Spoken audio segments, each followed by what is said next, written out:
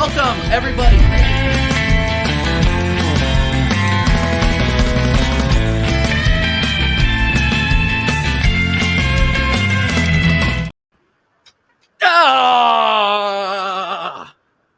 We're back, everybody. We are back.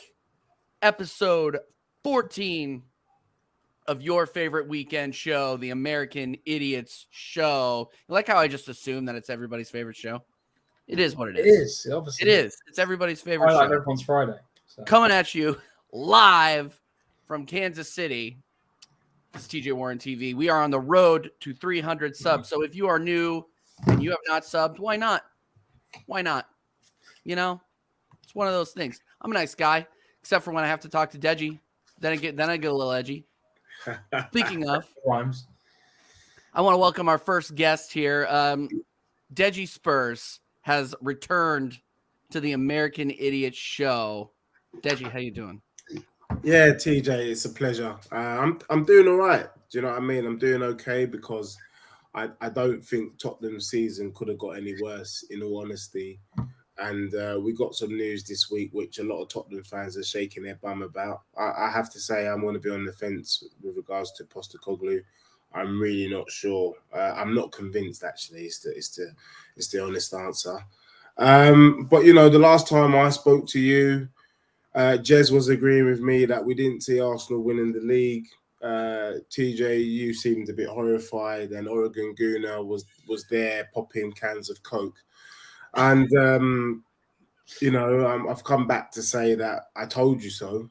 And, you know, I'm hearing what Connor's saying, and it looks like Connor's coming from the same school as me, because I warned you about the January transfer window and the difference between Dixie Fried Chicken and Nando's. And it was clear Arsenal went for Dixie Fried Chicken. They just didn't want to spend the extra money and get a decent Nando's. And you got what you got. And in the UK, we say if you pay peanuts, you get monkeys. And you basically got monkeys. And, you know, in the end, I think it's fair to say that Arsenal have been crowned the bottlers and the team that flatters to deceive. So, you know me, TJ and Jez and Connor, you know, I like to put things straight. I actually think it was a disastrous season in the end for Arsenal.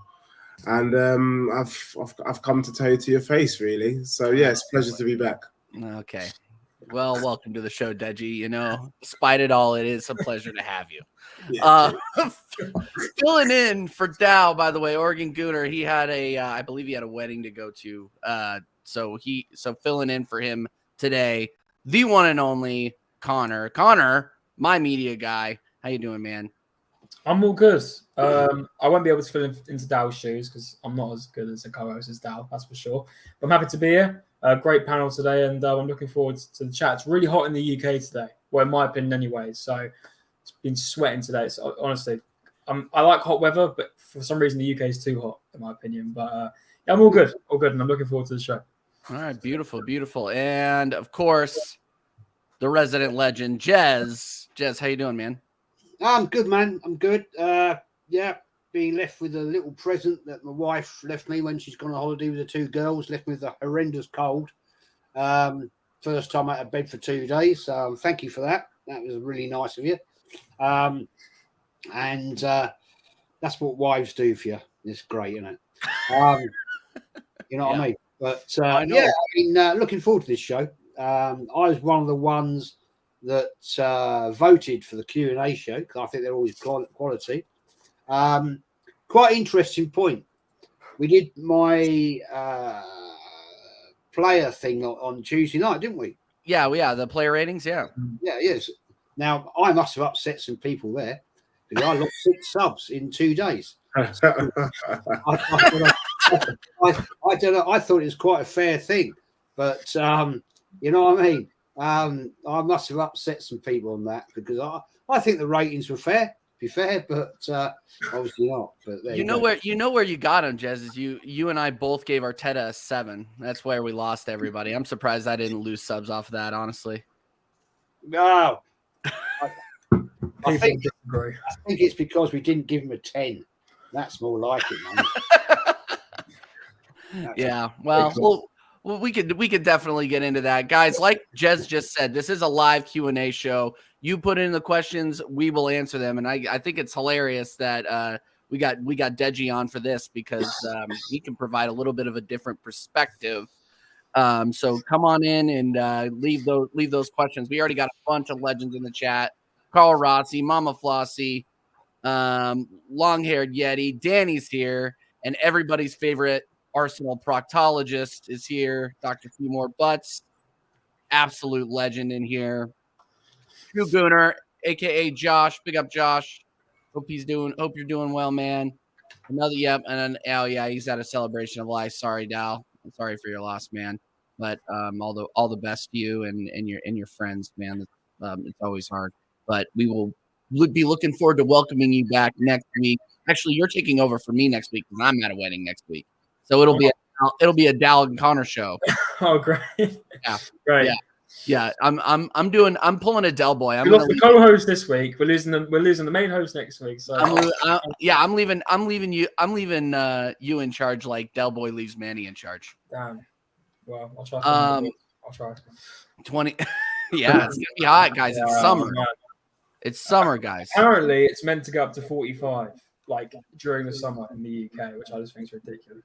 Yeah, me too. Absolutely. That's what for me.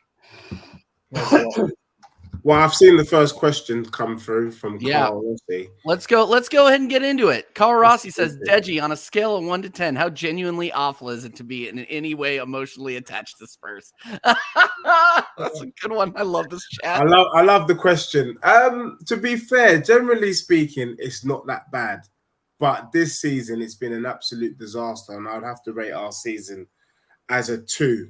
Partly because, and I would put all the blame on Daniel Levy, from bringing in Conte, the ball-fest football that we had to watch, and then the kind of debacle that we've been having the last couple of days, man, or at least towards the end of the season. The fact of the matter is Spurs weren't ready to spend any money. We weren't ready to take any risks. Then we bring in Ryan Mason. What are we doing? We brought in players that fit Conte's system, and now we've got rid of Conte. And so the first thing that Postecoglou's got to do is get rid of players that don't fit his system and then bring in the players that fits his system.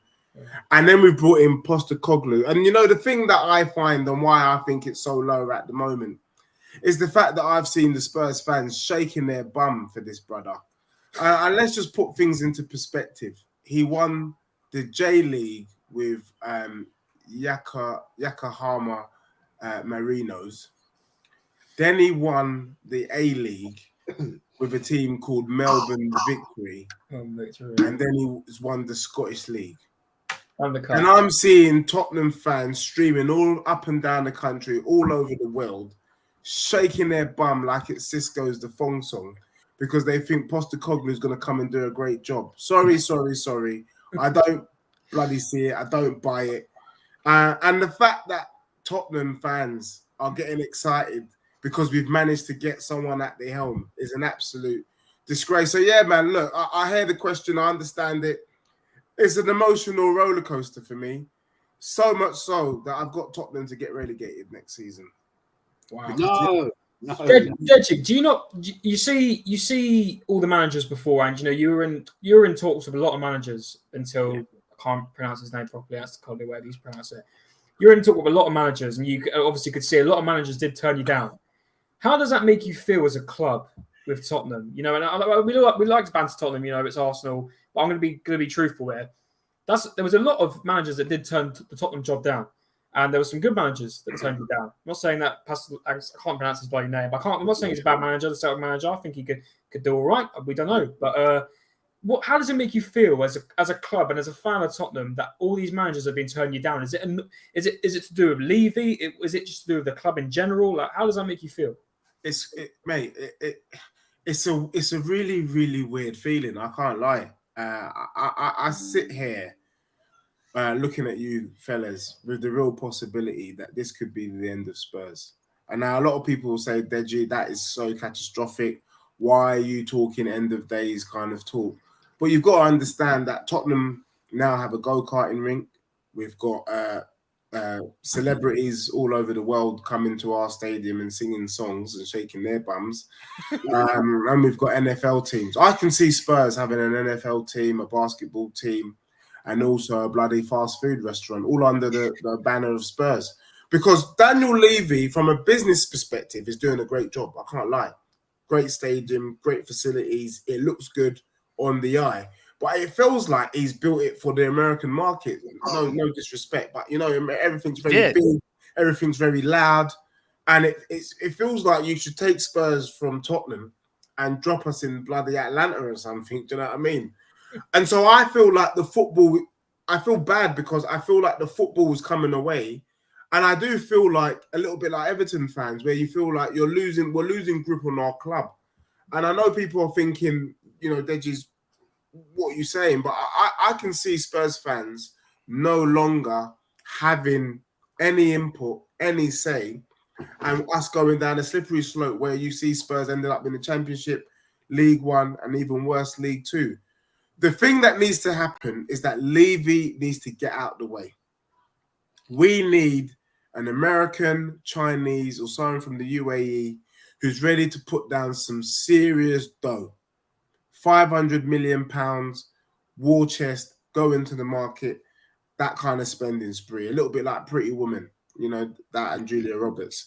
If we don't have a spending Connor's spree, too young for that. Connor didn't get that joke. Have you seen Pretty Woman? Woman? I think I know what it is, but no, never watched. Pretty Woman, Julia Roberts is a classic. Yeah, classic movie. Yeah. And if we don't do that, Spurs will die under Levy. He's not ready to spend. And the only thing I will say is, I'm watching what's going on. I do feel ashamed by the Spurs fans shaking their bum. But also what's worrying me is just nothing seems to make sense. I can see why those managers didn't want to come to Spurs. And TJ, I think I mentioned it to you and Jez before. We're not big. We're not part of the top six because we're not ready to spend any big money. Also, we're not ready to do a Brighton and take risks on new players like a Mitoma 3 million, a Caicedo 3 million. We're not ready because we want to see what they're like in the Prem. So where we are is in the middle of no man's land. And instead of taking risks on the pitch, which is where we need to get fixed, we took a risk with our gaffer. And that just doesn't make sense to me. We took a risk with somebody that's won the league in Celtic, never managed a big club. And the thing for me is people keep forgetting, and I don't know why, but I have to keep stressing this point. We are no longer in the days where English football was rubbish. There used to be a time, Jez, and you can agree with me, where English football was frowned upon. It was rubbish. It was literally knock it down the right, knock it down the left, cross the ball in and head it in. That era has changed. Yeah, We've got the best managers in world football. We've got the best teams in world football now. And to think you're going to take a gamble like the gamble Spurs is taking, I'm just sad, mate. I'm just kicking back and waiting to see the disaster unfold. And I will be telling you this time next year, I told you so. Well, maybe we can go back to something that you said earlier about how far you think Spurs are going to fall. I think they're going to fall. But I don't think they're going to get relegated. Jez, given the information that we have right now, like selling Harry Kane, not selling Harry Kane. If they sell Harry Kane, you guys are going to be in 12th or lower. But if you don't sell Harry Kane, you guys are going to be middling again, and then it'll just leave on a free. So, Jez, what do you think is going to happen with Spurs next season? No, I can't see Spurs being relegated. I think getting the Celtic manager in, Postolo, or what his name is, Postecoglou. It's hard to say. Yeah, that's a bit of a panic to me, because several managers turned Spurs down. I think you could have waited a little bit longer. Let's get it right. I could win the Scottish Premiership or Rangers. I mean, there's only two teams in that league. Let's get it right. So it's not hard, is it? I honestly don't think, DJ, that Spurs will get relegated. They're certainly never going to end up in Division 2. You're way, way, way too big a club for that. That has never ever happened. Never. Not in my lifetime. I have seen Spurs relegated. I've seen Man United relegated. But I think the problem is the direction that Spurs Football Club right now is going is totally the wrong way. And I agree with what you're saying. Go-kart tracks, concerts. Well, the thing is, concerts bring money into the club. Massive, massive, massive money. But is that money going in the right direction? I don't know. And TJ, you mentioned about Harry Kane. Mm-hmm. Is his time done at Tottenham? I think so. I think it's time to move him on, invest with the money you can get from him, and start again. We did it with Thierry Henry. Thierry Henry had his season. He then had a crap season, and we sold him. And we sold him for a big load of money. And we went again. All right, it didn't work because we invested in stupid players. But I think Tottenham Hotspur, they're a way too bigger organisation that they're going to get relegated. There's teams coming up this season in Luton Town. They have not got the stamina for the Premier League. Good luck to them. I wish them well, but they ain't going to do it. And it's proven, unfortunately, Leicester City won it in, when was it? 2016. Yeah, 16. Yeah. Yeah, and have been relegated. Yeah. So if you don't invest, you go. I think Spurs will invest. I think they will. This new manager, I can't pronounce his name, and I will practice it, but fair play to him. He's come in. I hope he does a good job. Not that I'm in any way, shape, or form giving my love to Tottenham, because I wouldn't. But I don't think, DJ, you've got anything to panic about, mate. You're not going to get relegated. I do agree. Yes. I do agree with what you said, Deji, though. And we said this. I think I said, I don't remember. I think I was on Tottenham Away or something like this when we were talking about how Americanized sports franchises in England are getting. Yeah. The most Americanized franchise is Spurs. Yeah. And you see that in how people go about their game day. It's not about winning at Spurs anymore. It's about having a day out. It's about seeing, Beyonce on the weekends. It's about seeing WizKid. It's about going and taking your kids for the go-kart track.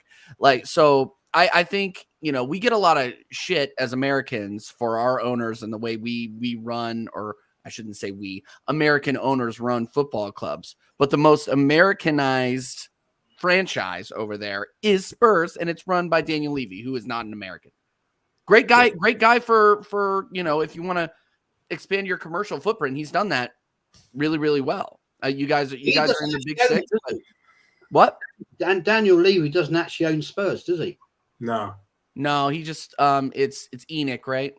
Yeah, Enoch. Yeah, Enoch.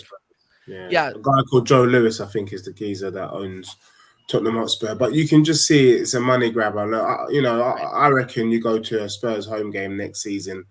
At halftime, we're gonna have bloody cheerleaders, and and that's the beginning of the end for me. Yeah. Cheerleaders at halftime with loud music and people shooting 3-point shots at halftime and getting popcorn.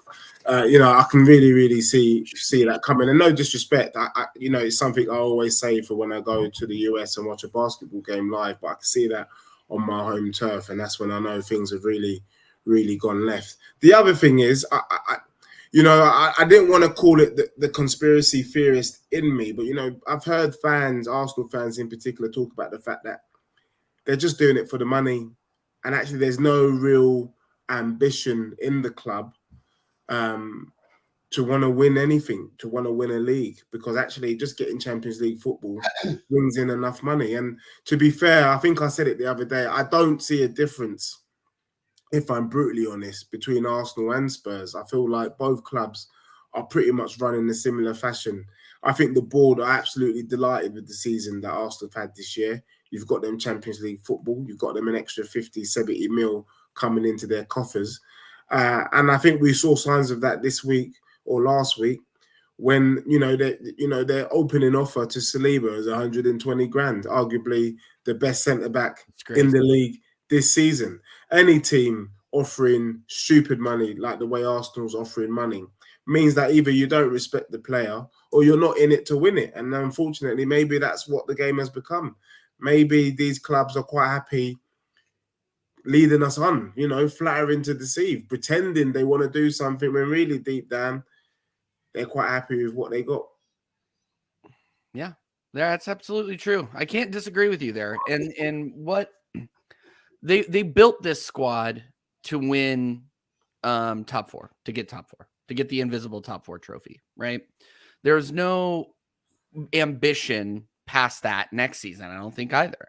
I think we're going to drop out in the group stages in the Champions League. And you can see our intention to do that by the fact that we're not being at all aggressive enough in this transfer window. I mean, or the upcoming transfer window. Edu's out on his yacht right now. I'm pretty sure still. Like, I don't know how long he can stay sailing out there without like regassing up, but every single picture I see of Edu, he's out on a yacht, or he's barbecuing, or he's doing something other than his job. Man. So we're really, as Arsenal fans, I think we really hope we're going to get Caicedo. We really hope we're going to get Rice. But at the same time, we all know in the back of our minds that it's not going to happen. We're either going to get one or we're going to get none. It's not even that, TJ. We need more than that. We need. Well, I know. Exactly right. And that's the thing. A load of Arsenal fans getting way too ahead of themselves. They're thinking of Caicedo and Declan Rice. But according to what rumours are saying, we have 150 mil in transfer budget. So far, we've made one outgoing in Pablo Mari. We've already sold him to Monza for 5.5 million, which I think is all right, actually. That's more than I would have expected. 5.5 out of Pablo Mari, I think is all right business. So fair play to Edu on that. But we're going to buy to sell, and I would love the Cronkies just to bang out 500 mil. That's what I want. Just spend 500 mil this summer. You can see this team is going somewhere. We have the facilities in the team to play good football and to possibly go ahead and win something if we actually put our hearts and souls into it and not just throw it away, i.e. the cups. But we've got to be looking into more options than just the midfield, because there's so many more other positions that need to be filled this summer.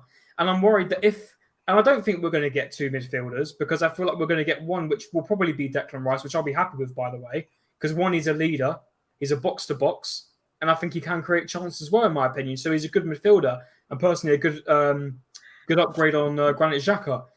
But you got to look at it right. We'll be spending, I reckon, between 90 to 100 million for him. I reckon he'll definitely be a record transfer fee for the club. But you've got to look at it in hindsight. The players that we're trying to sell, in my opinion, because we're going to buy to sell. I don't think we're going to spend outright and just spend like Chelsea do or like Man City do. Or say that Man City do spend correctly. I'll say like Chelsea do. There's so many other positions that need to be filled. And the fact that we're looking at two midfielders that I want, by the way, I want these two midfielders. But if we're going to look at it in hindsight and the way that Arsenal do run in the transfer market, if we get these two, don't expect any more big signings in big areas. We need a striker, we need a winger, we need a centre back, and we need a full. We need backup or upgrades practically everywhere on the pitch. I know that's quite bold statement, because we did get second last season with the squad that we had, but we bottled it. And in the crucial moments where we bottled it, it was down to, in my opinion, lack of leadership in the squad, not enough experience in the squad, and down to just giving up. There wasn't enough heart, not enough desire. And you can see that. And we saw that prior, by the way, in my opinion, in the cup competitions. Mm-hmm. The way that the players performed in the cup competitions. Like even in the Europa League last season, you look at the group stages, we weren't even that great in the group stages. And that was with like our second bunch of players. That was in our second bunch. And if you look at that second team, and they can barely even beat the likes that we had of like Bodo Glimt. We had PSV, who did beat us in one game, by the way, in the home match at their ground. And I forgot the other team that was in it. But you could see that our backups aren't good enough. So we need depth. So if we do end up buying these two players in Caicedo and Rice, which will probably come up to about 160 million, unless the Cronkies do actually decide, hang on a minute, let me actually put some investment in this big football club, big franchise of a club that I own, then I don't see us spending good money on world-class players, because we're apparently going to sign world-class players in every position, guys. That's apparently what we're going to do this summer. Every player is going to be world-class, apparently. Well, if we spend 150 to 160 mil, even 170 on these players, how in God's name, if that's going to be our transfer budget, our war chest, how in God's name are we going to buy a decent striker? Buy a decent centre-back to back up on Saliba or Gabriel? You know? So that's my piece. That's my piece on that. I was just going to... I could just tell you wanted to get it out. Get it out. Yeah. What's up, Deji? Yeah. You know what? It's just refreshing to be on this show and hearing from Connor kind of break down the Arsenal squad the way he's broken it down. Because I'm one to say that Arsenal need massive players. I'm one to say that Arsenal need at least 5-6 players. I actually said that Arsenal kind of did a Leicester in disguise without doing the Leicester, because I haven't been convinced by this squad. I think a lot of the players overachieved. Let's be real. We had pretty average players playing out of their skin. Xhaka, that was his best season for Arsenal on record in the 7 seasons he was at Arsenal. Tell me I'm lying. Ben White turned into bloody, the English Dani Alves. How does that happen? Can he reproduce that same form? I think he'll be back. I think we struck gold on that I one. don't know. I agree with you on Xhaka, though. I agree with you on Xhaka. We had Arsenal fans up and down the country shaking their bum for Zinchenko. Look how that turned out. Not these guys. We hardly saw Jesus. I think he's a class act. So for me, I still think there's a lot of questions to be had. And we saw Sporting Lisbon score a goal from halfway line. So it's interesting. It's interesting stuff. Yeah, and you're getting a lot of love in the chat, Deji, because you come in and you speak facts, and a lot of the times, there's a lot of delusion on this platform, right? There's a lot of people just chatting shit for clicks. That doesn't really happen here. We speak the facts. I can come on here and say, yeah, Deji, I'm going to cook you, but it's hard when I agree with a lot of what you're saying, unfortunately. So let's go ahead and get some of these questions answered. What do we say? So we already answered the question, Carl. Danny's taking the piss. Who's the best looking Spaniard? It's definitely not Mikel Arteta. I'm partial to Benicio del Toro. I think he's a very good looking Spaniard. I think there are several Spanish actors that we can go to and look at for that. Can I throw a question to Antonio Banderas? Yeah, absolutely. Enrique Iglesias. Personally, I'm sorry to interrupt, Connor. No worries. The best looking Spaniard to me is actually probably a woman. Who? Name one. I don't know any, but I'm just saying.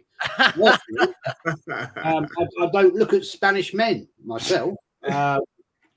Or am I now out of touch in the modern world? I don't know.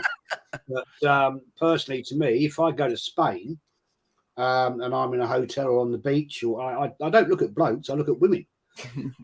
Even at my age of 62, I still look at them. But there you go. You look good at 62. I was just talking in the context of this fan base, thinking that our certain male manager is the best looking we know, but let's just go ahead and move on from that one. Deji, don't you think it's I think he was talking about your rating. Deji, don't you think it's a 3? You got Beyonce, WizKid, and go-karts. I don't know what that question was, but I think he was talking about. Is there actually go-karts now at the stadium? Yeah, or it's soon to be. You will be able to do an indoor go-karting arena. I mean, look, you can even do a bloody skywalk at Spurs. Knock yourself out. You can stand on the roof of the stadium and abseil all the way onto the pitch. So I mean, it is ridiculous. Do you know what I mean? And soon you can even do like a helicopter ride, around London, and the helipad will be in the middle of the fucking centre circle. Do you know what I mean? That's literally where we're going at Spurs at the moment. That's crazy. Oh dear. Absolutely crazy. All right. Dr. Seymour Butts, not taking the piss. I think Anstey's a good manager for Spurs. There is some irony, in my opinion, that Mikel is a better fit for Spurs. Would you take him, Deji? That's an interesting question. Would I take who? Would you take Mikel Arteta at Spurs? Do you know what? I think it all hinges on this coming season. My honest answer would be no, because I'm still of the opinion that this was a freak season for Arsenal, and it was a season where I had Arsenal down as a Leicester in disguise. If Arteta somehow produces similar, you're playing similar football and you finish in the top 4, then I would have to say, yeah, I would take Arteta. But for me, I don't see this Arsenal team finishing in the top 4 next season, with Chelsea coming back, Liverpool coming back, Newcastle doing what they're going to do, Man U going to do what they're going to do, and City doing what they're doing. I can't see Arsenal finishing in top 4. And for that reason, I would have to say no. Ooh. Fair enough. Fair enough. Deji, when are they bringing the bounce house in? Do you know? Do they have a date on that I yet? won't let you throw a question to Deji, because obviously we do. No, really, because I know we do. We always do talk about Arsenal, because it's an Arsenal channel, and it's quite refreshing to have someone of a different club here. And I do want to get your opinion on Harry Kane. And realistically, if he has any ambition in himself, and this is no disrespect because it's Arsenal and Tottenham, he needs to leave Tottenham. Yeah. You know, if he really wants to really get some silverware, I think personally he should go to Spain. But I know he's not, because he wants to stay in England. Well, even though Levy has said he doesn't want to sell to anyone in England, whether Harry Kane pushes that for himself, that's down to him. But say Harry Kane leaves and he walks out the door, and I know realistically it's going to be a massive hit to your team, because that man has carried your team for many seasons now. He's your main striker, of course he is. Yeah. Realistically, with that money you get in, say he sells for over 100 million. He will. What do you do going forward in your eyes, realistically? Look, I've had two theories on this, but I think I'll speak in the context that we've got Postecoglou now. Yeah. First and foremost, Harry Kane has to go, because he's achieved what he's needed to achieve. Harry Kane is going to go down as England's greatest striker. Fact. And he's a legend. We should do a statue. We've done a mural outside the stadium next to the chicken shop. And he deserves it, to be honest with you. Yeah, he does.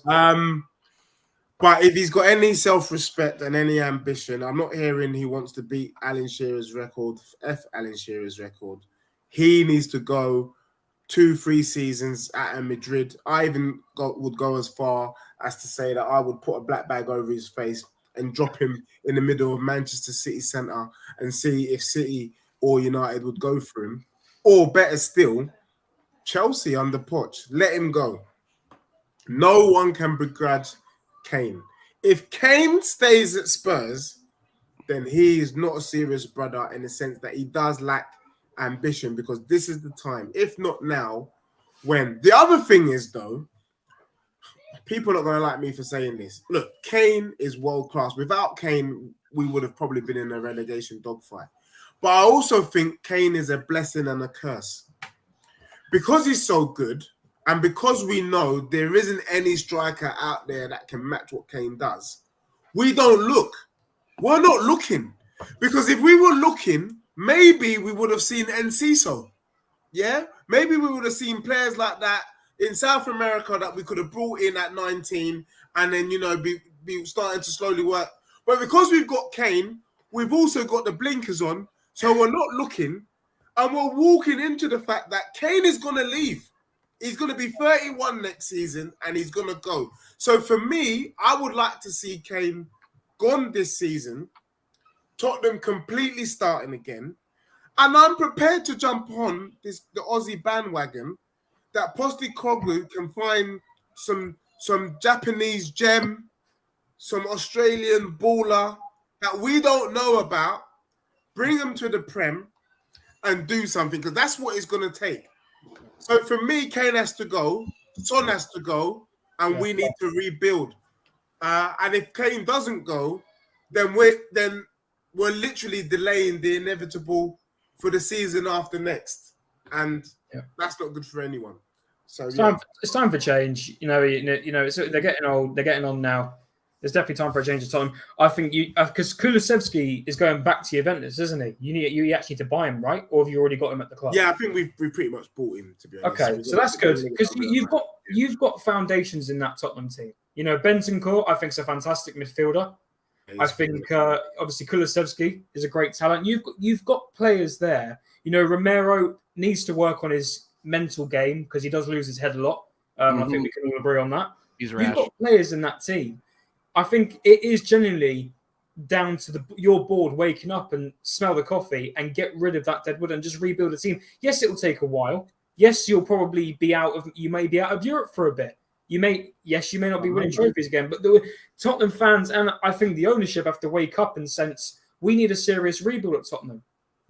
We need to restart. You know, that's how I see it at Tottenham. Let go of the old guys. Let bygones be bygones. Thank you for everything you've done, like Son, like Kane, even the ownership, and then you just got to rebuild that side because you've got players there, and and that's what Tottenham need to do. It's time to let go of the past and go on with the future. Because I'm not going to lie, I know everyone laughs about your stadium how it's a toilet bowl. I think it's a fantastic stadium. I wish we had that kind of stadium. I think it's so modernised. It is a fantastic stadium, and it's just a shame that Tottenham have no real silverware in recent times to show for it. Respect to you, Connor, and that's it. But you know, if Tottenham made these 4 signings, I would start to take my club a little bit seriously.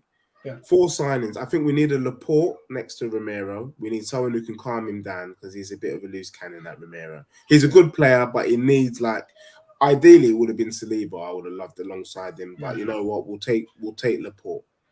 We need to go in for James Maddison. We don't have a number 10. Get Maddison in. I saw you going in. Yeah, I saw you going for him, yeah.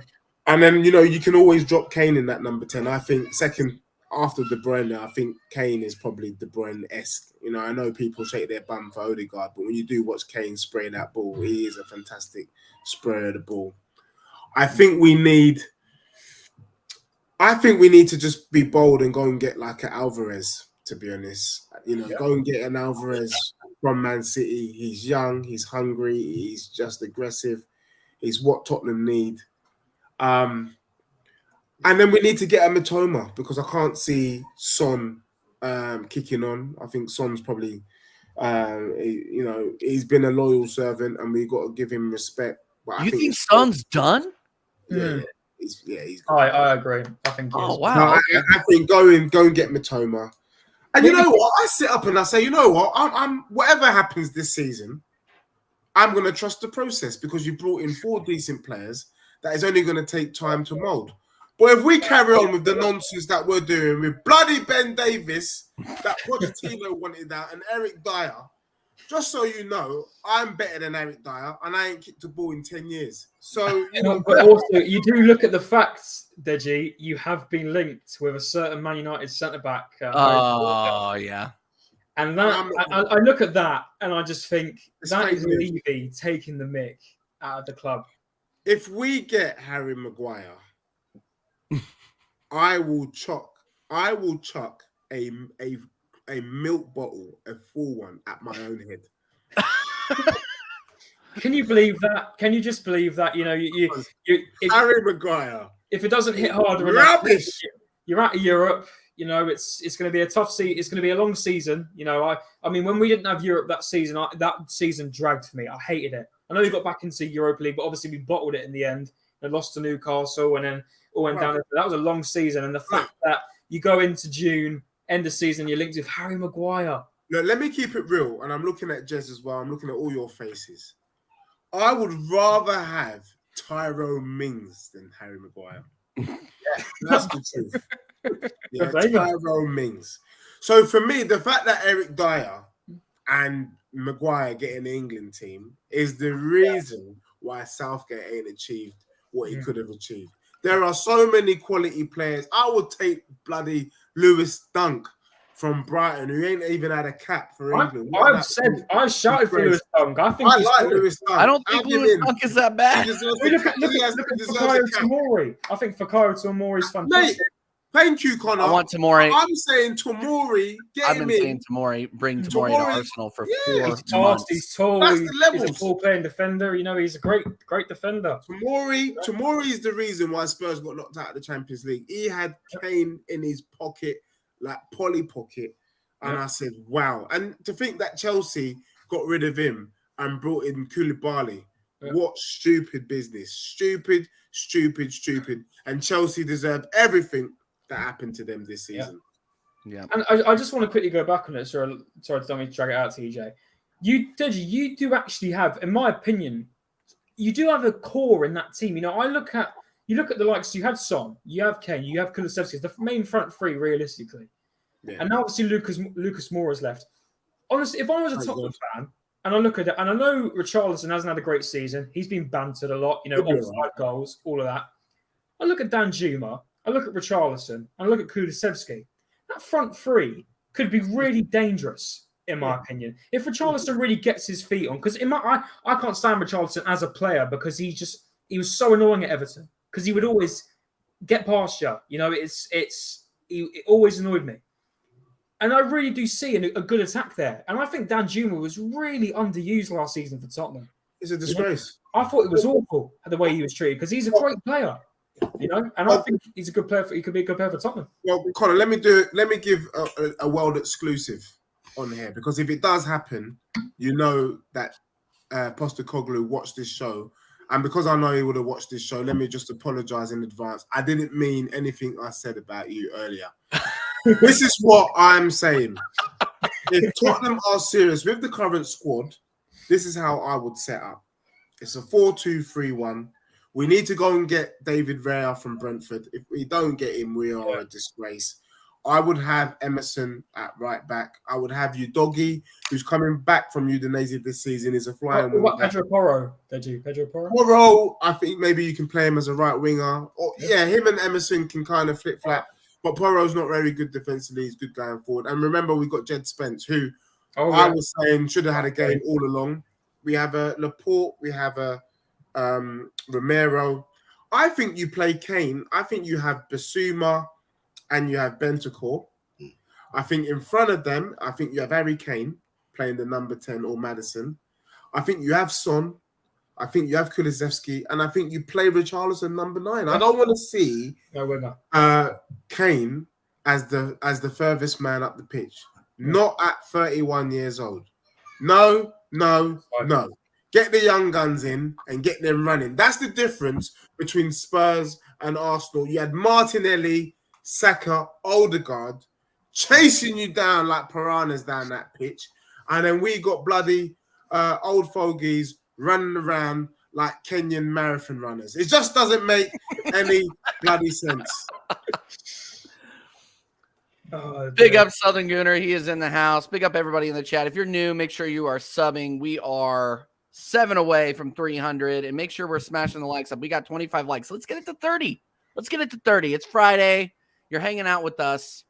We got Deji. We got Jez. We got a question for Jez from Dr. Seymour Butts, who is my favorite character in the chat now. Fake character, by the way. We did have Win the dog in here a couple days ago, Jez. I was honored. I was honored about that. Jez, is there a European Cup or Champions League final you enjoyed watching the most entertainment-wise? Yeah, the one that I remember the best for me, it was such a tight game with one of the greatest teams at the time in Division 1, was Malmo, Nottingham Forest. Nottingham Forest had an unbelievable team at that time. Amazing manager in Brian Clough and Peter Taylor. Incredible team. It was a tight game. It could have gone either way. Nottingham Forest did it. I'm not sure if that was the first or the second time they won it on the bounce. Maybe Mr. Yeti can let me know on that one, because he'd know. I wouldn't. But that's probably one of the greatest European Cup finals I've ever watched. That's for sure. Fair enough. Yeah, keep the questions going. That was a good question for sure. I always like getting Jez's. What's the score predictions for everyone tomorrow? I think it's going to be a City battering, in my opinion. You think so? I'm hearing a lot of Inter Milan people saying that they're gonna take it. I think it's gonna be 3-1 City. I've been saying that for weeks. They play a very much similar style of position-wise in football. I think they both play free at the back, however they do it. I just hope it's not a boring one, because I don't want it to be a boring 1-0. I want there to be a bit of, a lot of goals. But I do think, Haaland, I think he'll be on it. The whole attack, City are just a machine. They're a simulation, mate. I'm telling you, they don't feel real. They feel like a bunch of syndromes or a bunch of droids just playing football. They're too good. I think personally 3-1 to City. Yeah, and I have not seen enough Man United fans be fuming about this. By the way, I've not seen it. I think that you predicting 3-1 is a little bit of a disrespect to City, to be honest, because I'll be putting a cheeky tenner, and just for those in the chat, it's not financial advice, but I'm be putting a tenner down for City to win 10-0. Jesus. And the reason why I'm going for 10-0 is because, like I said, I don't respect the Italian leagues. I think it's not very good. And just remember, this is a City team that put 7 past Bayern Munich, yeah? Just understand that. And they put 4 past Real Madrid, all right? This Inter Milan team ain't doing jack with Lukaku up top. Are you mad? They're getting slapped 10-0. And you heard it here. The only person bold enough to see double figures in the Champions League final, I can see them doing it 30 into Milan. Jez, what do you think for tomorrow? I'm going 6-0, man. 6-0 Man City. If Inter Milan win this match, that would be the biggest up yours to so many people like us. Because I just don't see it. I just don't see it. Maybe it's because we're watching them every week, practically, Man City, and obviously we don't see enough of Inter Milan. But from what I've seen, I just don't see them do it. I can't see it, honestly. And that's no disrespect towards them, but I completely agree with Deji. When you look at Haaland and you look at Lukaku, it's chalk and cheese in my opinion. Like, who really is going to get a goal there? And I do think it's going to be Haaland, and that whole City team is on form, man. They might have the odd, the Champions League isn't their best friend, Pep's best friend anyway, as we all know, but it's different, man. And you know what? Normally, I watch Sky Sports News, and we're looking at Simeone and Inzaghi and the players. They already know they're underdogs, but he's had them running around in the sun in preparation for the game against City. Running around in the sun is not going to help you, mate, because you ain't touching that ball. And to be honest, Kevin De Bruyne, Gundogan, look, Gundogan could have had a hat-trick on the weekend. Yeah, easily could have scored 3 or 4 goals in that demolition of United. For me, the yardstick was Bayern Munich, because I said if they get over Bayern Munich, the way they disposed of that team, it was like they were Colchester United. And Inter Milan haven't seen anything quite like it. The only thing I can say about City is, regardless, and I love Pep for saying this, because they asked Pep, they said, if you do the treble, what is your next target? And he said to score a goal at Spurs. Because I just don't know. Is it? Or is it? He said to score a goal at White Hart Lane, because they're yet to score in our new stadium. I'm worried. I genuinely, you look at the Bundesliga, and it is Bayern Munich. It's Bayern Munich's league, especially for the last decade or more. It's been Bayern Munich, and I honestly really wanted Dortmund to win it this season, but they've done on Arsenal and they completely bottled it. But I've said this multiple times on so many places. I am so worried about the Premier League and Man. I know everyone's talking about they could get a 12-point deduction next season, obviously because of the financial fair play. So that doesn't happen. I swear to God, I don't see these guys stopping, even without Pep. I just don't know who will be the next Man City, who will lead, who will be the ones like, oh, you're so what? Every season, you are worried to go to the Etihad. Let's be real. Every team is worried to go to the Etihad to try and get some points. I don't know who the hell that next team's going to be, because I just don't see Man City stopping. I just don't see it, guys. It's another United. It's not for the foreseeable anyway. Not for the foreseeable. Yeah, for the next 10 years, it's City's league. It's mad, isn't it? It's crazy. I wanted us to change that this season. It just didn't happen. But it's just, I just don't see anyone stopping them at the moment. They're just too good. Too good. So if anyone else wants to join me, it's not financial advice because YouTube laws and stuff. But I will be placing a £10 bet on the 10-0 tomorrow morning. I'm placing one on 3-1. I think there's going to be a 3-1 accurate score. It's going to be a 3-1. I think there are some people in the chat that agree with me. It's a fully fit Man City team, isn't it? There's no injuries or anything like that. No, I think they're all sound. They're fully fit. Do you reckon Pep will play Ortega? No, he must play. No. Last game of the season. Because I was just looking at the FA Cup final, I was thinking, wait, hold on a minute, is Ortega now going to play these finals or something? But no, he's got to play Ederson, right? It's got to be. It's a Champions League final. He's got to play Ederson. Yeah. No, it's gonna be 3-1. The Inter will nick one, but yeah, that's gonna be it. Yeah, you got Strasbourg Steve like punching his keyboard. He loves the Italian league. I don't watch it, so it is what it is. I don't watch it. Scott M says, TJ, why are all the best guest Spurs fans? Here's the thing. I get the right Spurs fans on this channel. Only the legends on this channel. Except for that one time Stelios came in, but that was a call-in. Just kidding. I'm just kidding. I love Stelios. Danny says, TJ, what year did you become an Arsenal fan? 2011 is when I latched on. So yeah, we've gotten into that before, but they're owned by the Cronkies. My favorite hockey team's owned by the Cronkies, and I wanted to share misery with another fan base. I couldn't even imagine being supporting a team owned by two fans of Cronkies. Couldn't even the Cronkies are about to win the NBA championship. So, oh mate, I swear to God, if they don't put money into this club this summer, I swear to God, it's just such disrespect. Something's got to be done, man. I'm not having two decent signings and the rest being kids. I'm sorry, I'm not. Even if we do get this fella from Galatasaray, which has gone quiet by the way, which I think it's a load of rubbish. But the young French right back from Galatasaray, who by the way no one knew about, Arsenal fan, we didn't know about him until the other week.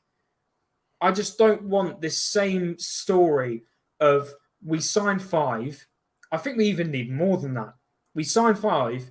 And then we have the same story next season. If we didn't have enough squad depth, we kept the likes of Rob Holding. We've kept the likes of Eddie Nketiah. I just hate the fact that we're probably going to sell Balogun and we are probably going to keep Eddie Nketiah. And that is just makes me fuming. And I do think we could get a good buck out of Eddie Nketiah because Crystal Palace wanted him for, 25 million?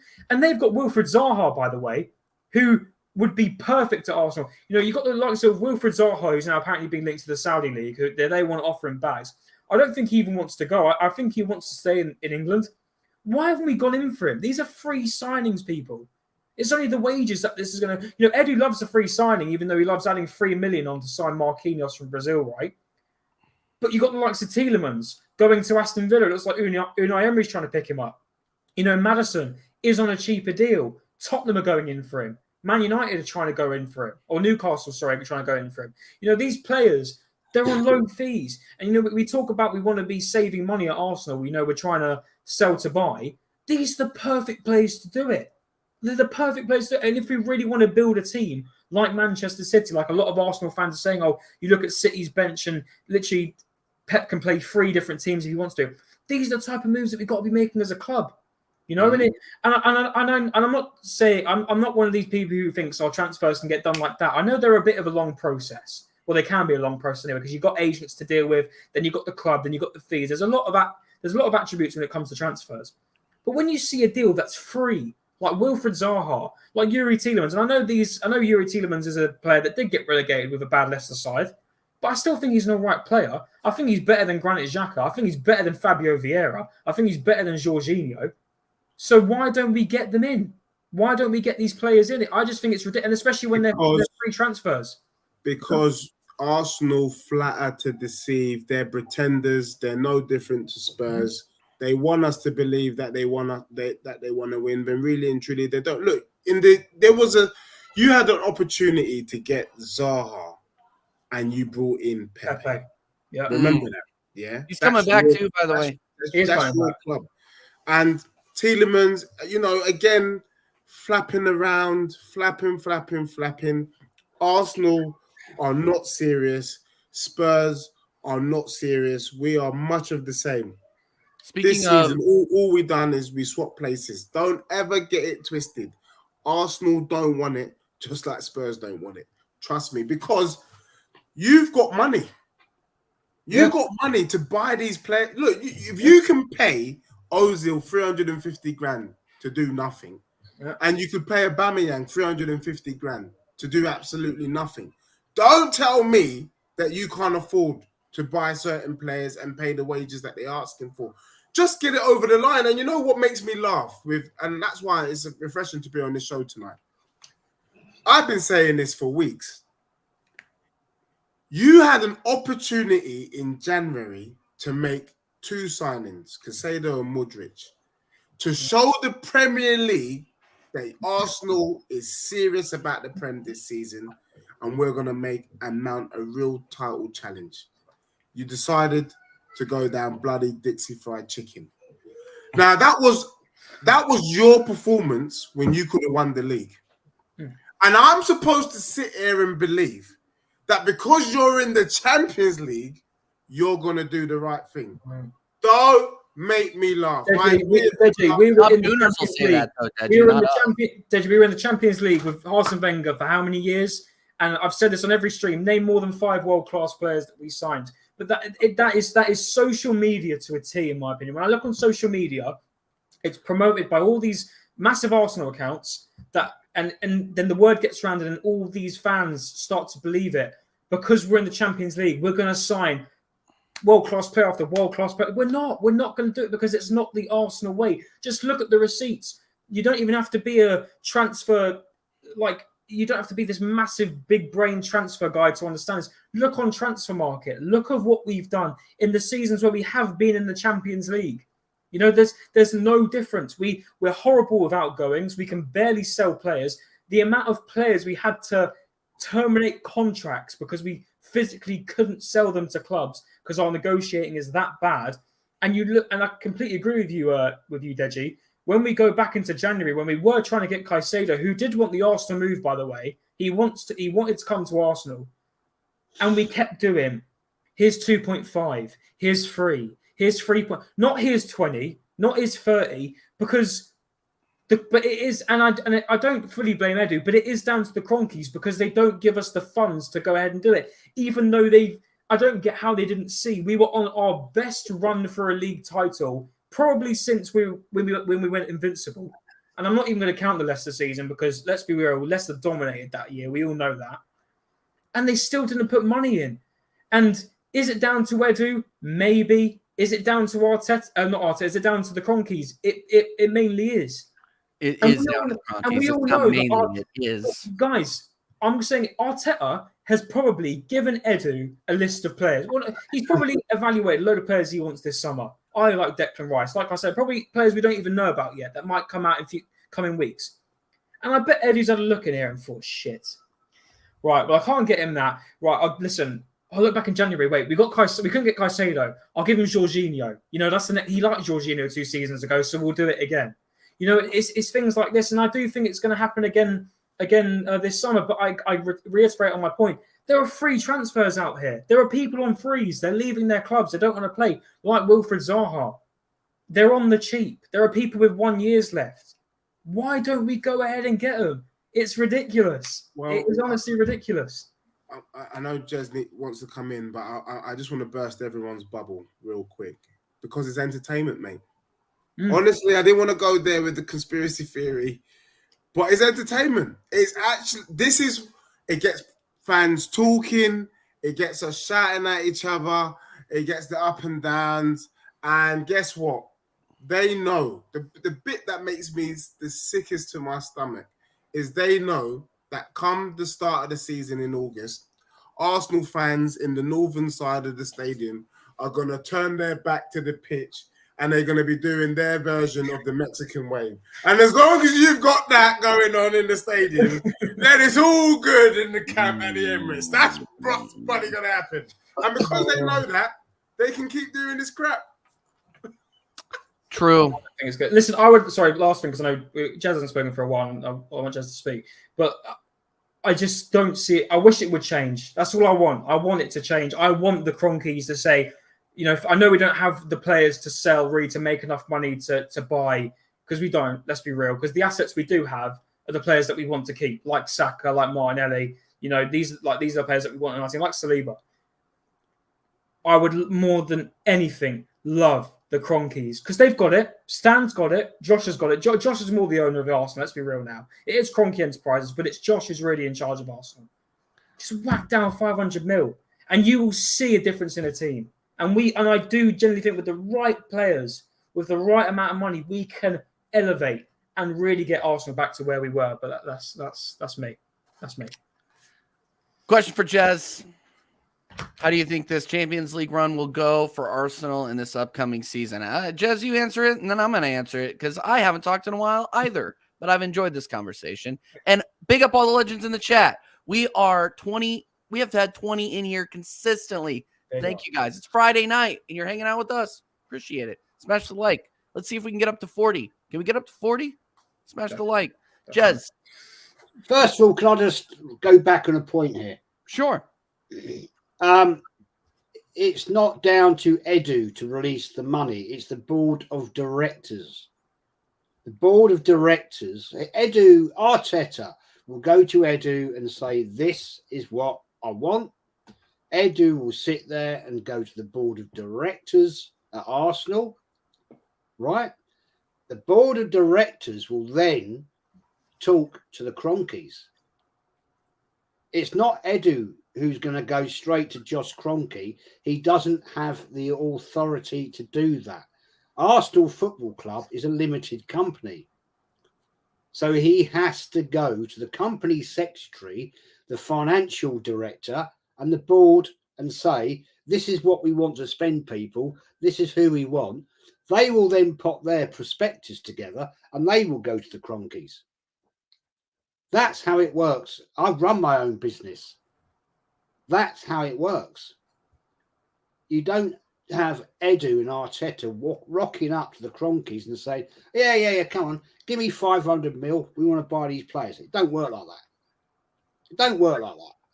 So let's put that to bed straight away, because it's the directors of the board of Arsenal who are dividend holders.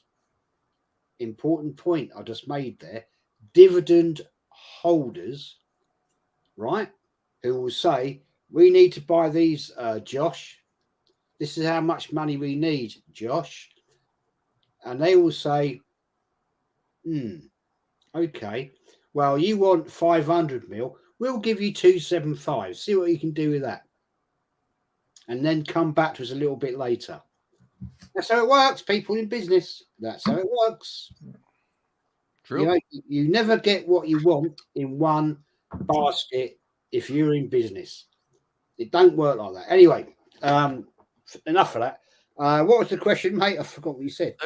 No worries. Question for Mighty Jez. How do you think this Champions League run will go for Arsenal this upcoming season?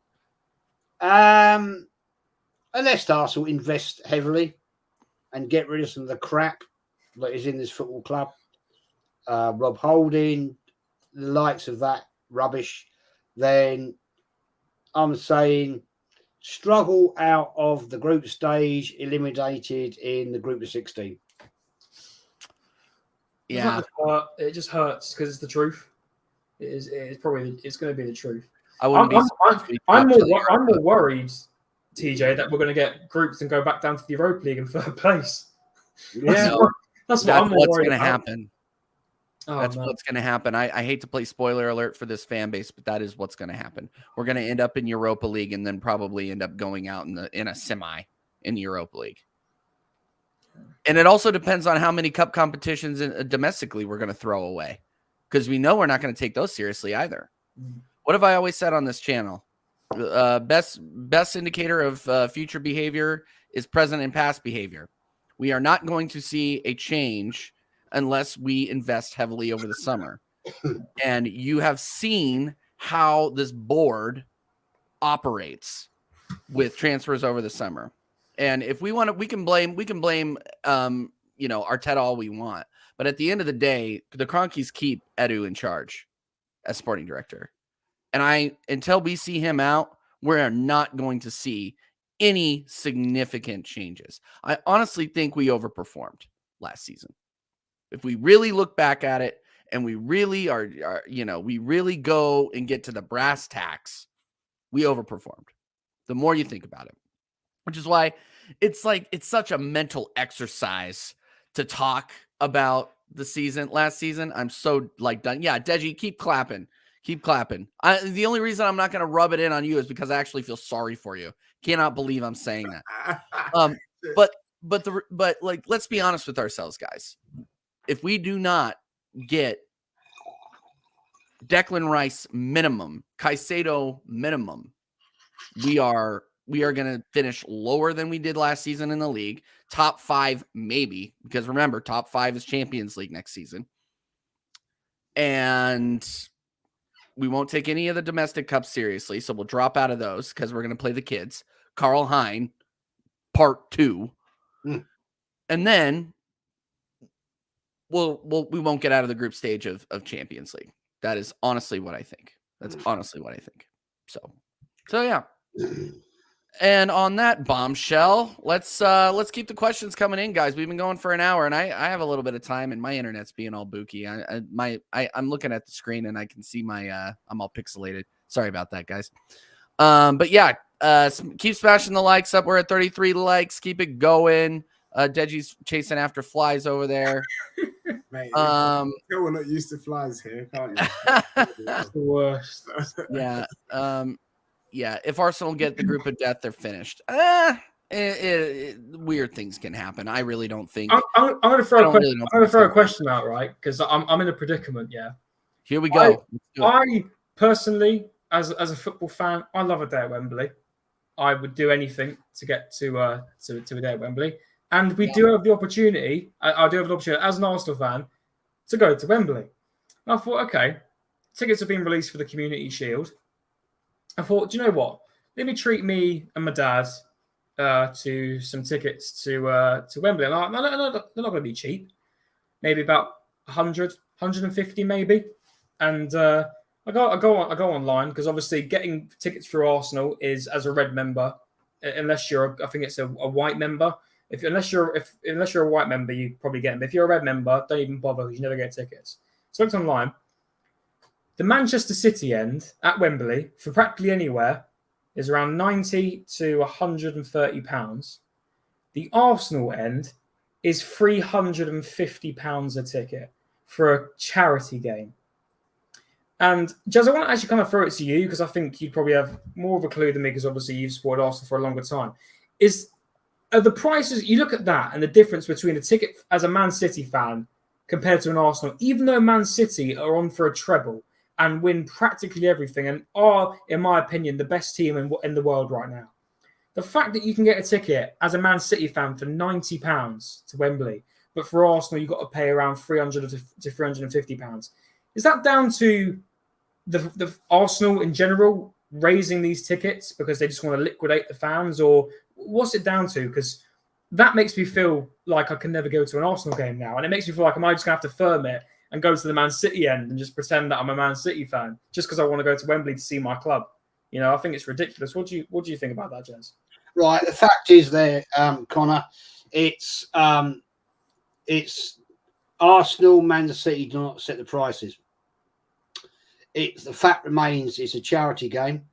And the fact is that the FA set the price because they subsidise teams that are outside of London travelling to that game, and that's how it works, man. It's been like it for years. It's been like it. I can remember going to Community Shields back in 78, 79 when we beat Man United in the FA Cup. And a ticket then for the Community Shield was around about £35. But maybe less than that. I can't remember now. But the away team, it was like about 12 quid. Wow. Because they had the travel. And it's all about charity. That's all it is, mate. It's not set by Arsenal. It's not set by Man City. It's the FA. Even if it is going to, I think most of the proceedings go to charity anyway. But you just think for someone like me who I've just started my first job, I'm getting my first pay coming in, and as an Arsenal fan in general, and the fact that even for Arsenal games in general at the Emirates, the amount of money you've got to pay just for a single ticket, it's just ridiculous. Like last season, I tried to book in advance for an Arsenal game, and I was trying to go to Arsenal Bournemouth, even though before we didn't know it would be a big game. It was a crazy game, as we all know. But like that was crazy. That was about £250 a ticket. I just think it's crazy how much this club extradites because there are people that pay damn good money to go to that club, especially for season tickets. It's crazy. And like hats off to them for actually having to pay the money, because I just couldn't even imagine having to pay the money for that. Because I think it's just way too expensive. But it's just for fans like me who just want to go to one game a season. I just one game, as a fan, and having to look to pay 250 to 300 to a game that you might not even win. You go to a football game because you want your team to win. And no, it doesn't happen all the time. But I just find it crazy, absolutely crazy. And I feel that's why I don't do anymore, because for me to get to the Emirates now with a average ticket, 80 quid, travel, something to drink, something to eat, and all that. Getting up there and back for me nowadays is where I live. That's 200 quid all day. Yeah, I can go every year and watch Brighton Arsenal, and it costs me £35 for a ticket with some Brighton fans that I know very, very, very well, and it costs me 25 quid to get there with petrol. Wow. A couple of pints, something to eat. So I'm looking at what, 100 quid? 100 quid maximum. So I have to say, I hate the Emirates. I hate the place with a bloody passion. But I am very, very biased, because I was horrified when we knocked Highbury down, and but that we move on. But I don't go to the Emirates anymore because I just can't be asked. It's just too much hard work. It's crazy. It's absolutely nuts. I mean, that's just professional sports in general now. The casual fan doesn't go to the stadium unless it's like a special occasion or you're making a huge day out of it. So yeah. I was going to touch on this, Maddie. The American tour, the tickets are out of control. Are they going to include Messi in that All-Star team now? I'm wondering. Maybe the Americans. Probably are. I don't know. Yeah, because you're so lucky. I got those. No, I was thinking about that today because I got those tickets back when they were $130, and I bet they've just gone. And they've exploded. Every single Inter Milan match is now sold out everywhere they go. I was going to go. It's Miami. Yeah, Inter Miami. Sorry, Inter Miami. Sorry. Yeah. Every single crazy Inter Miami. In Kansas City too. I was gonna go see him in Kansas City. You can't buy a ticket for less than $300. Because how does your season work? So does your season end at Christmas? Our season ends in February. So it goes. No, you're right. It doesn't end Christmas. So it goes from March to December. Yeah, because how this is a bit off topic. So the MLS works. You have a table, but there's two different tables, isn't there? You've got. So you got Northern. You got two conferences, Eastern and Western Conference. Eastern Western, yeah. And the top, I believe the top 8 make the playoffs, right? And then there's just a tournament. So if you get first in your table, that doesn't mean anything? It means you play the lowest ranked teams throughout. Oh, okay, right, okay, that makes sense. I was about to say, imagine if you finish first, then get into a tournament and you get knocked out by like seconds straight away. Okay, fair enough. Yeah, it works a bit over there, doesn't it? It's kind of weird how the MLS works. Yeah, no, MLS works like every other American league. There's no relegation. There's nothing like that over here. No relegation. Nope. Jesus. No, so you can sit here and watch the same draws teams for a long time. I mean, Sporting Kansas City was bottom of the table for most of the season. Now it's LA Galaxy. LA Galaxy, I don't follow MLS. That's crazy. Yeah, so LA Galaxy, home David Beckham FC over here did not. Steven Gerrard was there for a season. Yep, Gerrard was there. Yeah, they've had a bunch. Wow. They've had a bunch of players. Ibrahimovic went to LAFC. Yeah, Ibrahimovic. Yeah, he was. No, Yeah. no, yeah. Was he Galaxy? He was Galaxy. He was Yeah. Galaxy. Yeah. So Wow. yeah, they're bottom of the table. There's no way they'll get relegated. They're like the star piece of the MLS, Wow. even though they're dross right now.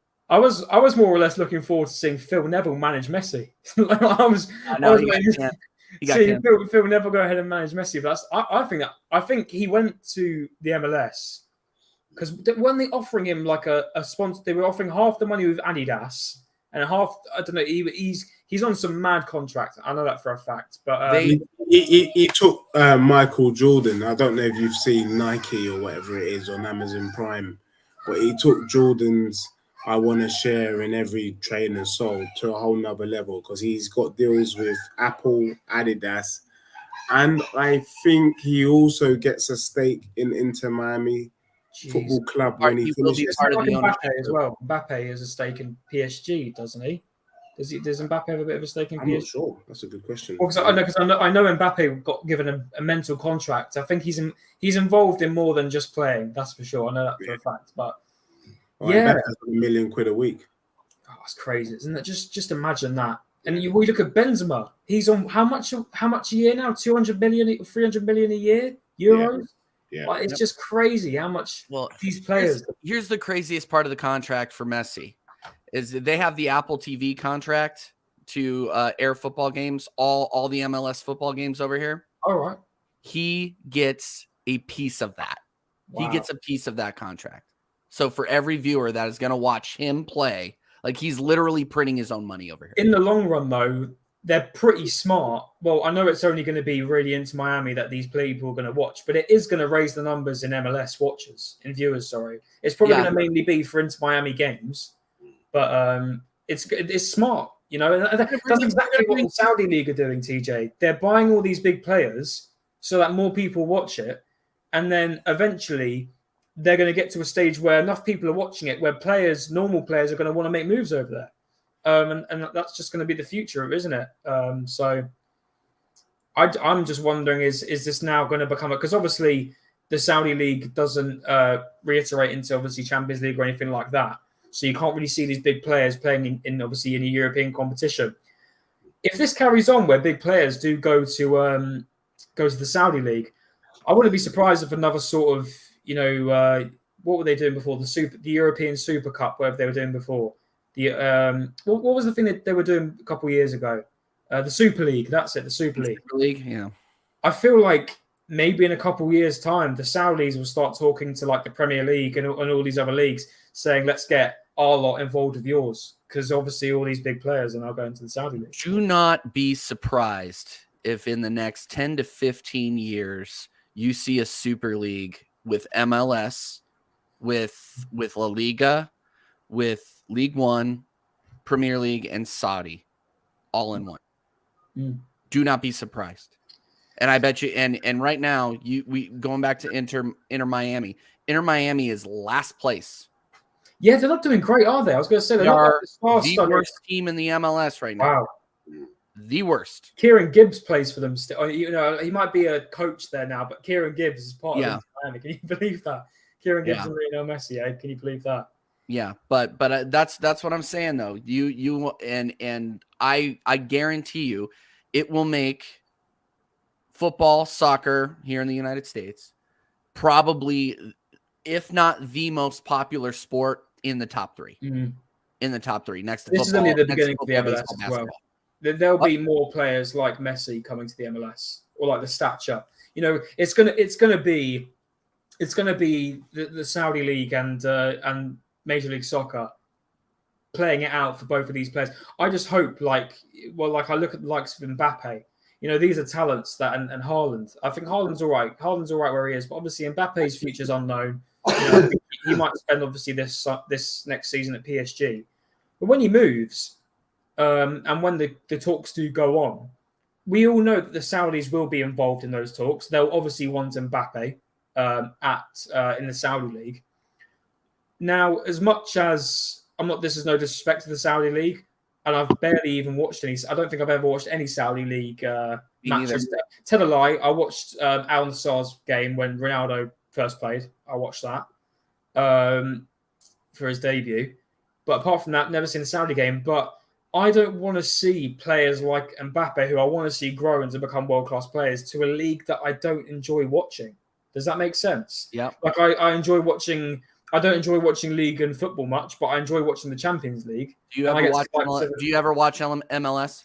The only time I ever watched MLS was because it was the year Ibrahimovic went to LA Galaxy, because I thought, oh, might as well give it a watch. But also the factor is your guys' games are at like what's up 4 o'clock in the morning over here. Yeah, that's true. Hey, I wake up early to watch Arsenal. Oh yeah, but yeah, okay. No, okay. Look, fair. Do you know what? Fair play to you. Fair play to the Australians as well. If there's any Australians watching on playback or in the chat, fair play to you, because by God, you guys wake up at ridiculous times to watch it. But yeah, I just and Drew Garner says it there. You know, you look at the MLS and the Saudi League.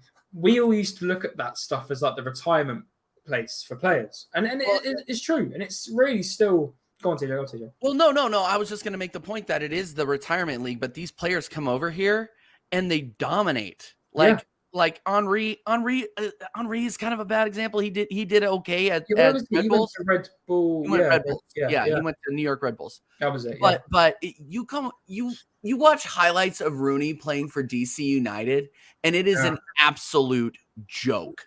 Yeah. He makes these guys look like idiots. I mean, this is so I would say the MLS is like League One championship level. No, nothing like that. But it is a place where the older players will go eventually to play. It's been like that for years. You know, it's like you look at older players like Benzema. When Benzema retires, he'll go to either the MLS or maybe somewhere like that, or maybe back to France. You know, but you know, I look at Benzema. I love watching Benzema. I loved watching him for Real Madrid. He's what a striker he's been for Real Madrid when he's been there. And I think was he at Lyon? I think before that. Correct me if I'm wrong. I think he was at Lyon. But that was before I even watched him anyway. So I always watched him at Real Madrid. And seeing him in the Saudi League, and I know they're going to try promote the games now. I think I wouldn't be surprised if Saudi League is shown on mainstream UK TV soon, or on some form of streaming platform, because that is the future now. But because I know there'll be more players. This is just the beginning for the Saudi League. But, here, Connor, one second. Jez has got to head out. Jez, thank you so much for coming on. You want to shout your channel out real quick, and hopefully you feel better soon, my friend. Yeah, excuse me. Arsenal history more. I'll probably do something next week. It won't be this weekend, man. I'm just feeling absolutely. I'm really struggling now, to be honest. So I do apologise. Great stream, guys. Thank you for having me on. DJ, Connor, and of course TJ, legend. And my voice is actually going now, so I do apologise. And I'll catch you all later. Yeah. No worries, Jez. We'll catch you on the next one. Take care, guys. Yeah. We'll keep going. I know Deji has some stuff, but we'll keep going for another like 10 minutes. You good for 10 minutes? Yeah, 100%. We got a lot of people still watching. Legendary chat. It's kind of weird, isn't it? I was ill. Jez is now ill. So don't pass that over to me. Don't pass that over to me. I can't afford it. Coming through the streams now. It's kind of I wouldn't be surprised. Maybe get better, man. Southern Guna, Matty, big up to you. ESPN now has the rights to the Saudi League, so it's now going to become a thing where the Saudi League. I didn't know that. And this is the thing now, TJ. And I know they're bringing in these players. You know, you got Benzema's gone there, Ronaldo's obviously there. Kante is, and by the way, Ronaldo knew about this stuff. By the way, you know, he done the interview before saying he wants to make the Saudi League one of the top 5 leagues in the world, like to watch. You know, he knew about this. You know, you got Benzema. You got Ronaldo, you got Kante. I think there's a couple more that's gone there. You know, these players coming there, but is it because I've grown up with English football? Obviously, I support Arsenal, English team. I enjoy watching the Premier League. You know, it's different if you grow up in France and you support, I don't know, Lyon. You know, you enjoy watching French football. I just don't think that, you know, their aim is obvious. From my stand, the Saudi League's aim is to bring these top players in, world class, who everyone knows about, big names, and that will draw attention to their league. Personally, I love watching Ronaldo. even at Man United, I loved him being at United. I got to watch him live. I went to Brentford v United when they beat them 4-0 just the season gone. And I got to see Ronaldo live, and I love watching the likes of Ronaldo because he's one of the best players in world football. We all know that. But the fact he was in the Saudi League, I watched his debut because I was just interested to see how he do. But I don't have a care for it anymore. I don't keep up with the Al Nassr score. I won't keep up with the Al Ittihad. I think that's how you pronounce it. Because now Benzema and Kante are there. If you're honest with yourself, you watched it as a little bit of a novelty, unless you're Strasbourg Steve, and are an absolute psychopath and watch every league down to like the 8th level Sunday league in England. You're not watching Ronaldo in the Saudi league. No, you're not. Unless you're like a Saudi league fan. Yeah. Unless you are in Saudi Arabia, or from that region, or support a team from them. Exactly. It's chalk and cheese, and I that's what I think their aim is to do, is to bring these big players in. This is their aim, to bring in these big players and to try and get a viewing from it. Personally, I don't think I'll be watching it, but then again, we're talking here now, and it's just the beginning of it, TJ. So we could be here in 5 years' time, and this might be the new main stage of football. But listen, we'll wait and see. But like you said, I wouldn't be surprised if you now see Messi going to the MLS. They might make we have the Champions League over here in Europe, and I think they have the African Cup. I don't know. No, they have the Libertadores in the South America over in South America. South America, yeah. Yeah. I wouldn't be surprised if the MLS and the Saudis join forces at some point and make like an ultimate league, Champions League type thing. I wouldn't be surprised at that at all. And then that comes over to the UK, and then that sort of bolsters that. That could be something. And don't forget, people. CONCACAF Champions League, we do have a CONCACAF Champions League over here. No. Obviously, it wouldn't get as many viewership as like a European, but maybe. Yeah. But maybe joining forces with the likes of the Saudis might bring it. And don't forget, people, this Super League ain't done. That Super League is still in the minds of people over at FIFA. I'm just worried for the future of football. With the money side of things, I'm really worried. That's all I'll say. Long-haired Yeti says Strasbourg Steve maybe watched me when I was on the school field. He probably did.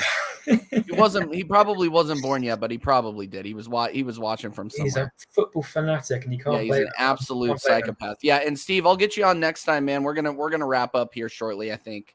This has been an absolutely legendary episode of the American Idiot Show. Really good conversation, and obviously an excellent chat. If you guys have any other questions, get them in. We're gonna go for probably another 10-15 minutes, and then we're out. Cool. The Saudi League will be another retirement league. All the stars they're signing are at the end of their career. Drew, for now, I think that's what we're saying here for now. Until people start saying, oh, I see Ronaldo over here, I want to go over and play with Ronaldo. You never know what young bucks might want to go over there. So yeah. Jamino says Steve-O was watching my Sunday League game last week when I scored that header. Steve-O, what'd you think? Yeah. He literally, so when I stream with Steve, he lets me log into his little package. Right. This guy can watch down to like level 7 English league football. Is this a legal thing he's got? Yeah, no, I think it's legal. I'm pretty sure it's legal. YouTube, it's legal. YouTube, it's legal. Don't worry about it. Jamino's asking, TJ, you doing any watch-alongs for USC during the international break? Not as many as I want to. I was going to snooze fest. Yeah. Okay. All right. Oh no, Balogun's now playing. You get some goals, mate. Yeah. Well, exactly. I am going to do. Well, you want to talk about a snooze fest? I won't be able to do a watch-along until like US Nicaragua, I believe. Deji had to. I think Deji had to jet. Yeah, sorry. Big up Deji, by the way. He's a fantastic guest. Yeah, big up. Yeah, no. Who are you playing? We're playing here. Let me bring up. Hey, we're talking about. By the way, we've got Southgate ball. So I think I might actually switch over to America just for a couple of games because I can't. I don't know. You might. It's the visual. Like literally, it's watching paint dry. Yeah. So Okay. I'm gonna do. I was supposed to do a watch along with Will Stewart over at Tottenham away on Thursday, but I can't. When the U.S. plays Mexico, I can't because I have a show that night. So like U.S. versus Jamaica, U.S. versus Mexico, I can't do. How the hell do you pronounce that? I will do. If we do have a game, I will do a watch along for the Gold Cup match day. I don't know who we're playing on the 28th. We're playing CONCACAF for you is the Nations League over here. Correct? So we have two things going on right now. So we have the Nations League, which is like essentially friendlies, right? And exactly like you guys run it over there. Yeah, but then we have the Gold Cup. There's a trophy, but it means nothing. And then we have the Gold Cup, which is like almost like a yearly like Euros. It's a Euros, right? Got you. Yeah. So to answer your question in an extremely long form, Jamino, I will do watch-alongs as soon as I can. Probably June 28th and July 2nd will be the watch-along days that I do. Good. I do want to do that because it'll be extremely late night to my friends over in the UK, but hey, some people tune in. Some people are absolutely insane. What were you struggling to pronounce? Sorry. I was struggling to pronounce something. Yeah, you were saying you were struggling to pronounce something earlier, and then I interrupted you. Oh, the country you're playing. One of the countries you're playing. Nicaragua. Yeah. Do you know what? That just shows my pronunciation. I can't even pronounce stuff. Well, you're in a completely different region. It's completely understandable. Very true. Very. Yeah. Also, you do have Germany in October. That could be a good friendly. Smash him. We're gonna get killed. Are you looking forward to the World Cup? I know it's years away. I know it's 3 years away, but are you looking forward to doing that? Do you reckon you'll really get involved over in, because obviously you'll have matches over in your area, won't you? No, I will have. Kansas City is one of the host cities. Yeah, that's what I mean. Yeah, so you must be excited for it. Yeah, no, I don't care who's coming. I'm going. Yeah, it's out at Arrowhead Stadium. I live 15 minutes away from Arrowhead Stadium. Like the Cronkies will be at that. Stan will be at that. Oh, Stan the man. He probably had something to do with bringing him in here. But yeah, absolutely. I will absolutely be doing that. Oh, Connor, I completely forgot. And Jamino's still here. We got to go over the season winner. For the scores. We still got 16 inside. Smash the likes up. Let's get to 35 likes. 35 likes, guys. 35. Do you know what? I can't wait for the transfer window to open because I can't be asked for friendlies, and the transfer window actually keeps my summer a bit, in terms of football, busy. Yeah, I enjoy it. Right. Okay. I started late. So So you started late. So I only counted people that had at least 5 weeks. That's fair. Scores. So that's how I tabulated it. And I'm not putting the belt on myself for 9 weeks. Jeez. But I barely won. Next season's my season. Season. So next season be proper. But congratulations, Tito. Well done, man. Big up to yourself. Thank you very much. And I just want to say to Jamino, you blew it. Jamino, next season you'll be great. It'll be okay. We're gonna have 38 weeks, and I expect you to be here for every single one of them. Yeah. Well, there'll be more people. There'll be tons more people on this because TJ, you'll be way up in subscribers by then, mate. We're gonna be massive, Connor. It's not a matter of win, man. Also, massive congratulations to West Ham. My friend Victor, who's probably not watching this. My friend Victor, proper diehard West Ham, was in Prague, was in the fan zone. And I was getting sent videos left, right, and center, and it looked like absolute scenes. And I'm sorry, the numbers they brought to that fan park were ridiculous. Hundreds, I think even thousands of people were there. It was ridiculous, and what a win for that club, man. And honestly, and I'll happily take all the crap from them because by God they've had a better season than us. They won a European trophy. They won a European trophy. When was the last time we won a European trophy? Win the Europa League.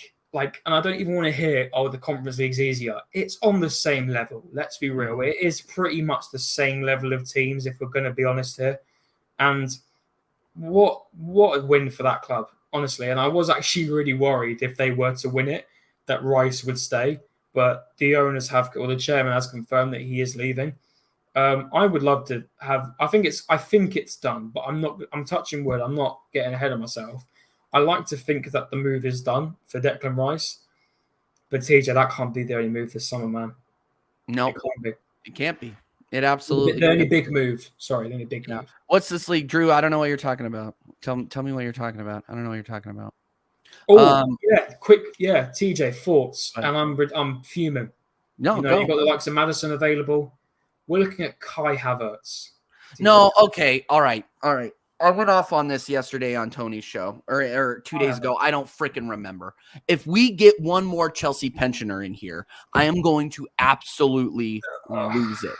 Like it's just they are just not the levels, man. I can't do it. Kai Havertz, Mason Mount. Pack them up and send them. I don't want them anywhere near the club. Can you believe Liverpool have bought McAllister for £35 million? And we're probably going to, if we do get Kai Havertz, probably spend 60.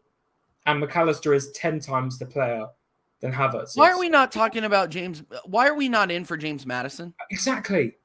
Why are we not in for James If we're in for a cam, if this, can I swear? If this motherfucker called Havertz is our excuse for a striker this summer, I am done with the whole transfer business. I don't even care if we bring in Rice and Caicedo. If that man, and by the way, I like Jesus. I want him in the starting 11 or in and out of the team next season because I think he is fantastic on the ball and he can really trouble teams in terms of his pressing. His pressing is fantastic. But we do need a higher goal scorer. And if we are looking at Havertz as that player, I swear to God, I want what Arteta is smoking, and I want it now. I would happily take Osimhen. I don't care if he's from the Serie A, no one knows about him. He's in a title-winning team. I would take him any day of the week. If we pay the money, TJ, we can get him. And yeah, exactly. You look at Maddison. If we are looking to put Havertz at cam in a cam role to come out in and out for Odegaard, which I don't want, by the way. Maddison would be cheaper, and he's the better player. What's going on? I don't get how these players get valued. Yeah, Drew. Drew, this is for the weekly score predictions. Yeah, it is basically like a YouTube Nations League. We get everybody on here and we have them throw in their score predictions. So that's what that was. Should we do when it gets to before the start of the season? Do you want to do a table prediction as well? We're doing table predictions. We're going to do Champions League predictions. We're doing all sorts of stuff. Predictions for player of the season's goal. Season's goal. Yeah. No, players of the season's goals, things like that. Yeah. Like Connor, we just need to start a spreadsheet and just start getting the ideas out there because we have a ton of them. There's a ton of them that we still have for the summer too. I'm still onto that FIFA tournament idea. Yes. I know you'll probably win it. Given the skill level that I saw. Yeah. And I told that story, by the way. I'm embarrassed. Is it? Yeah. What was I? Yeah, you played with the USA and I played with Arsenal. You still beat me like 4-1. And you were being nice. Yeah, I could tell you were being nice. Yeah, it was insulting. Yeah. Up your game, CJ. But you know, to be fair, I look at Dow on COD. If I went on COD, I would get smashed. I am the worst at COD. Dude, I go on COD with Dow for laughs because I am so bad. And last night I finished above him barely. And I thought about rubbing it in, but I didn't do it. I'm only a FIFA merchant. Well, when I can play it, because I'm not really on it as much as I used to be. But you want to drag me through some co-ops this weekend? 100%. Well, because we've now figured out the player matching thing, haven't we? You know, and I had a PS5 over here collecting dust. I just bought FIFA and started doing it anyway. Is Connor a 5 skills? Do you know what? Yeah, if you saw my mates, you think I'm good? Jesus Christ, just see some of my mates. They are on the game all the time, and yeah, they are just on it, and I'm nowhere near their level. So yeah, I'm all right. I'm an average FIFA player. I don't play PlayStation that much, but when I you're playing, average FIFA players don't play FUT Champions. You're probably over there sweating. I don't. Do you know? Believe it or not, TJ, I've played FUT Champions maybe 4 times this FIFA in the week because it's too many games. I don't have the time for that. Dude, during lockdown, oh man, I was believe so it or sweaty. not, and the UK couldn't arrest me. I was out. I was in parks. I was enjoying it because during COVID, it was a ghost town, especially where I'm in a village, so it was a ghost town, and we weren't breakable. We might have been, but I was in the park playing football with my mates every day because there was no one there. And I'm thinking, I'm 17 at the time. Or, 16, 17. Yeah, I can't believe it was like 3 years ago. Yeah, it's crazy. And I'm thinking, I'm never going to experience this ever again, I don't think. And I know it was a horrible thing that happened, by the way. I'm not taking that away. People, it's a touchy subject, so I'm not going to go on to it. But in terms of what everything looked like, and everything was just empty like the parks, we just took advantage of it. Bro, it was like The Last of Us out there. If you ever watched that show, it was. But I'm not gonna lie, I did a lot of FIFA during lockdown. So, dude, I played so much FIFA. I played so much FIFA, and I'm pretty sure I single-handedly kept Maker's Mark's doors open. But it was also a very dark time in terms of football. There was no football. No football at all. Yeah, Jaminho, pro clubs next season. You don't want to see me play pro clubs, bro. It's so bad. I am so bad at it. Yeah, I will. But here's the thing I will do, though, is I'm going to I will stream. I've decided I'm going to stream a Road to Glory. Really? Career mode. I will do that. There's, there's, what's the new one? EA FC? EA Sports FC. Yeah, that's going to be an interesting They're one. still going to have all the leagues. Here's the thing is they're still going to have all the leagues, but they aren't going to have, just the FIFA, that's it. Trademark. The funny thing is that people are panicking, but EA literally have the best assets of FIFA on their side. Like, they've got the gameplay, they've got the mechanics, they are the creators, the animators, everything like that. They've got the game faces. The only thing that FIFA has is the team. They can have licensing to the teams as well. Yeah, but majority of the teams have already decided to go to EAFC. It's the name brand recognition. That's all that FIFA has. And the fact that they backed out of that and they're just like, oh yeah, we don't want to print money. Because that's what FIFA does. That's what those video games do. We were talking about this the other day. Freaking just FUT alone generates millions of dollars. And the amount of money that people spend on FIFA points, I just couldn't. No, I can't believe it. I was watching, like, I don't know how, but I got onto iShow Speed and he was opening packs. Mate. Kid, like, and he's not the only person doing that and just throwing away everything that he like. Because if you really think about it, right, you're spending money on a game that is going to change in a year's time. Yep. You know, I don't get me wrong, I spent money on FIFA, but I've not spent thousands of pounds on it. Like, I at least I hope not. And yeah, the amount of money that some people spend on the game is crazy. And it is really a gambling system, isn't it? The packs are gambling. You are gambling to get a player, you know, so. Well, you know, they have controls on that now too. They have like spending controls and they have time controls. It's insane because it is the absolute equivalent to gambling. Yeah. Anyway, I think everyone's heading off to sleep now because I think everybody's going to sleep. So you know what? Guys, we're going to close it up. Sorry about that. We went off on a topic that probably a lot of you guys don't really know about. Yeah, next time we'll just talk about movies because everybody loves the movie conversation. Everyone loves the movie conversation. Everybody loves it. I saw the new Spider-Man the other day. Fantastic. It was fantastic. Let's not get started. Sorry. Yeah. Sorry. honestly, so good. It is. You might think it's for kids. It was so good. But anyway, I will check it out. Connor, shout yourself out. Yes. You can find me on Instagram, cmo.editing, and my new Arsenal news account, which I was posting on to begin with, but I had to take a bit of time out because I was very ill. I have recovered properly now, and it is proper.arsenal on Instagram. So please feel free to follow that. I'm posting all about Arsenal news, and I'm trying to do it so I can project my editing skills more out there. And of course, you'll find me on TJ's channel and a couple of other channels as well. And it was obviously very nice to have Jez on, of course, as always. And Deji's a legend, man. What a nice guy Deji is, man. It's nice talking to a Tottenham fan who actually talks sense, like you say, TJ. But you're right. I don't know if was it along way JT that said it earlier. You do get on facts, Spurs fans that do talk facts, and they're actually nice guys.